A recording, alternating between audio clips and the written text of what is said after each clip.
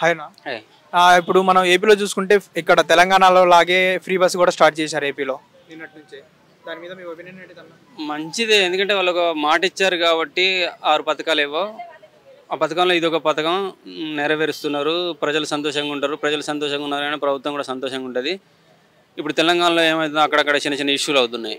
Bus ఆపట్లేదని, కావాలని మమ్మల్ని Aadhaar card ఉన్నా కానీ ఆధార్ కార్డు సరిపోదు, ఇక్కడ కాదు వేరే ప్రాంతం నుంచి వచ్చారని చెప్పి కండక్టర్ని కొట్టడము, బస్సు డ్రైవర్ని కొట్టడము, బస్సుకు ఎదురుగా బైకులు పెట్టి ఆపడం, పెద్ద ఇష్యూలు జరుగుతున్నాయి. సో అవి కూడా చూడాలి. ఎందుకంటే ఏదో మూడ్లో ఉంటారు మామూలుగా లేడీస్ ఎక్కితేనే కొట్టుకుంటారు. ఇప్పుడు ఫ్రీ అయినసరికి సీట్ల కోసం కొట్టుకుంటూ ఉంటారు. నేను ముందెక్కినా నేనే కూర్చోవాలని కొట్టుకుంటూ ఉంటారు. బస్సు ఆపలేదని కొడుతూ ఉంటారు. ఇప్పుడు ఈ బస్సు నడిపించే వాళ్ళని కండక్టర్లో ఉన్న లోపల టికెట్ ఇచ్చే ఆమెను కూడా నువ్వు కావాలనే ఫుల్ అయిపోయిందని చెప్పేసి పరిగెడుతున్నావు నాన్న పట్టుకుని పర్సనల్గా కూడా అటాక్లు జరిగే అవకాశం ఉంటుంది. ఇవన్నీ అబ్జర్వ్ చేసే మేము పెడుతున్నామంటారు. అబ్జర్వ్ చేస్తే నువ్వు ఆడ ఇంకా ఆపలా కాయసలేవు కదా. ఎప్పుడు ఏం జరుగుతుందో తెలియదు. ఎప్పుడు వెళ్ళి నువ్వు ఆడ ఎవడు అటాక్ చేస్తున్నాడు ఎట్లా బస్కో పోలీసులు పెడతావా? పెట్టలేవు కదా.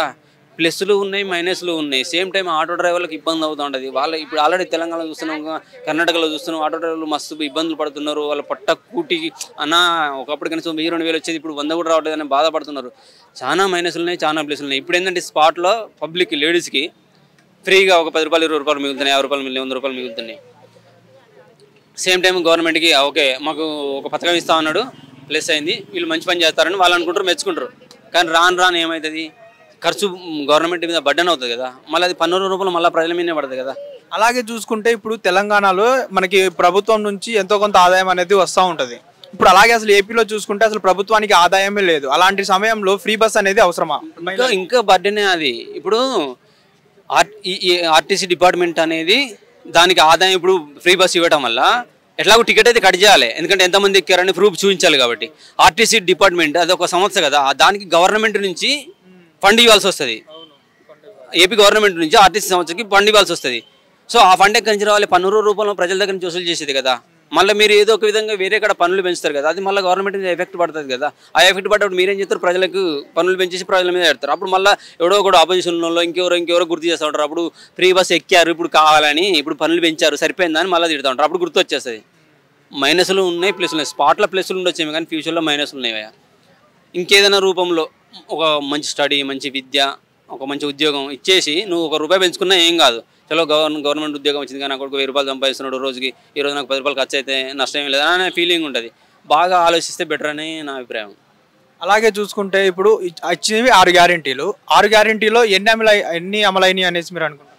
4. ఇప్పుడు ఇది 4ది అంటున్నారు, ఇంకో 2 ఉన్నాయి అంటున్నారు. లేట్ చేసిన కొద్దీ మళ్ళీ గవర్నమెంట్కి మైనస్ అయ్యే ఛాన్స్. ఎందుకంటే ఎన్నికలు దగ్గర పెట్టి టైంలో అవి ఓపెన్ చేశారనుకోండి, ఎన్నికలు వస్తున్నాయి కదా తీశారు, అపోజిషన్ ఊరుకుంటుందా? వాళ్ళ తెలివి వాళ్ళకు ఉంటుంది. ప్రజలు కూడా అలాగే అనుకుంటారు, ఓహో నిజంగా ఈ 2 ఇప్పటిదాకా ఆపారు, ఇప్పుడు తీస్తున్నారు, ఎన్నికల్లో మళ్ళీ మేమే గెలవాలనుకుంటున్నారు, స్వార్థం కోసం ఆలోచిస్తున్నారు అనుకుంటున్నారు. ఆ 2 కూడా ఇమ్మీడియట్గా ఈ సంవత్సరంలో 2025లోనే ఓపెన్ చేసేస్తే కొంచెం నెక్స్ట్ రాబోయే ఎన్నికల్లో మీకు ప్లస్ అయ్యే ఛాన్స్ ఉంటుంది.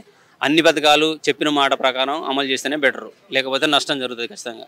అలాగే చూసుకుంటే లాస్ట్ మన జగన్మోహన్ రెడ్డి గారు కూడా చేశారు ఇలా, ఇదే సేమ్ ఇలా జనాలకి డబ్బులు ఇవ్వడము, ఇలా ఇచ్చిన హామీలన్నీ ఆయన కూడా నెరవేర్చారు. అలా ఇప్పుడు అది చూసుకుంటే అప్పుడు చంద్రబాబు నాయుడు గారు అన్నారు కూడా, ఏమని ఇప్పుడు ఇలానే ఇచ్చుకుంటా పోతే దివాలా తీసేస్తాం మనము, ఇంకొక శ్రీలంక అయిపోతుంది మంది కూడా అనేసి అన్నారు. ఇప్పుడు అలాగే బాబు గారు కూడా ఇస్తున్నారు కదా, ఇప్పుడు శ్రీలంక అవ్వదా?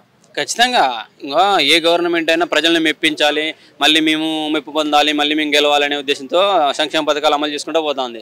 అది ఏ గవర్నమెంట్ మీద ఎఫెక్ట్. ఇప్పుడు గతం ప్రభుత్వం చేసిన అప్పులు ఈ ప్రభుత్వం తీరుస్తూ ఉంటుంది, ఈ ప్రభుత్వం చేసిన అప్పులు మళ్ళీ వచ్చేసరికి జగన్ వస్తే మళ్ళీ ఆయన తీర్చాల్సిందే కదా, అది ఎఫెక్టే కదా. శ్రీలంక కాదు ఇంకంతకన్నా దారుణమైన పరిస్థితుల్లోకి వెళ్ళిపోతాం. ఫ్రీ పథకాలు అనేది ఎంత తగ్గించుకుంటే అంత మంచిది.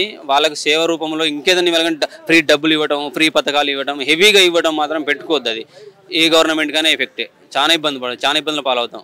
అలాగే చూసుకుంటే పవన్ కళ్యాణ్ గారు పదవిలోకి రాకముందు ఎవరైనా ఆడపిల్లల మీద అసభ్యంగా మాట్లాడినా ఏదైనా చేసినా కానీ నేను ఉన్నాను అనేసి అన్నారు. ఇప్పుడు పవన్ కళ్యాణ్ గారు అదే చూసుకుంటే అసలు రియాక్ట్ అవ్వడం పక్కన పెట్టేస్తే అసలు ఏమి స్పందించడం కూడా స్పందించట్లేదు. దాని మీద మీ ఒపీనియన్? సో ఇలా కనుక మాట్లాడుకుంటుంటే నెక్స్ట్ రాబోయేది మళ్ళీ జగనన్న ప్రభుత్వం అది ఖచ్చితంగా. ఎందుకంటే ఆడపిల్ల సబ్బు బిల్ల అగ్గిపుల్ల గీకి తారిపోద్ది, రుద్దుకుంటే కరిగిపోద్ది అని చాలా దారుణమైన స్థితిలో చూస్తున్నారు ఆడపిల్లని. కానీ అదే ఆడపిల్ల ఆదిశక్తిగా మారితే ఏ స్థాయిలో మిమ్మల్ని కాల్ చేసి మంట పెట్టగలదో ఒకసారి అర్థం చేసుకొని ఆడపిల్లని మరి నీచంగా చూడొద్దు. ఆడపిల్లకు జాలి, కరుణ, దయ కాదు మనం చూపించాల్సింది, ప్రేమ అండ్ ధైర్యం. ఈ రెండింటి కనుక వాళ్ళకి ఇవ్వగలిగితే వాళ్ళు ప్రపంచంలో అతి గొప్ప శక్తి ఎవరంటే ఆడపిల్ల, అది భారతమాత బిడ్డలే అని నిరూపిస్తారు. ఆడపిల్లకు మీరు అన్యాయం జరిగినప్పుడు అయితే మాట ఇచ్చి ముందడిగేస్తాము, సహాయం చేస్తామని అన్నారో ఆ మాట నిలబెట్టుకోకపోతే రాబోయేది మళ్ళీ జగన్ అండి. 100% నేను చెప్పగలుగుతున్నాను భయ్య. ఆడపిల్లల్ని మీరు దూరం పెడితే మాత్రం అట్టడుగు స్థాయికి వెళ్ళిపోతాం. ఎవడైనా మగాడైనా గవర్నమెంట్ అన్నారు. ఎందుకంటే చరిత్రలో చూసాము, రాజులు ప్రభుత్వాలే కూలిపోయినాయి, రాజ్యాలే కూలిపోయినాయి. సో ఇప్పుడు మనం ఎంత సామాన్యులం, ఈజీగా ఎఫెక్ట్ పడుతుంది. Okay, thank you. Hit TV app, ఇందులో short news, live news, entertainment shows, movies, digital magazines తో పాటు మీ జిల్లా వార్తలను కూడా ఫ్రీగా చూడొచ్చు. ఇంకెందుకు ఆలస్యం, వెంటనే హిట్ టీవీ యాప్ ని డౌన్లోడ్ చేసుకుని ఫ్రీగా ఎంటర్టైన్మెంట్ పొందండి. Hit TV app. Hit TV app. Please download hit TV app. Hit TV app ని ఫ్రీగా డౌన్లోడ్ చేసుకుని ఎంజాయ్ చేయండి. మీకు నచ్చిన ఎంటర్టైన్మెంట్ కోసం హిట్ టీవీ యాప్ ని ఫ్రీగా డౌన్లోడ్ చేసుకుని ఎంజాయ్ చేయండి. హిట్ టీవీ యాప్ ని డౌన్లోడ్ చేసుకుని ఆస్వాదించండి, ఆశీర్వదించండి. ఇంతమంది సెలబ్రిటీలు హిట్ టీవీ యాప్ ని డౌన్లోడ్ చేసుకోండి అని చెప్తున్నారంటే ఎంత మంచి యాప్ ఆలోచించండి. అమెరికా అమెరికా అమెరికా అమెరికాలో చదవాలనుకునే వాళ్ళకి విశ్వసనీయమైన పేరు మన శౌర్య కన్సల్టెన్సీ. UK లో 1 year masters, UK లో 1 year masters, 2 years work permit up to 5 years visa. Contact Saurya Consultancy. Contact 89851 89851.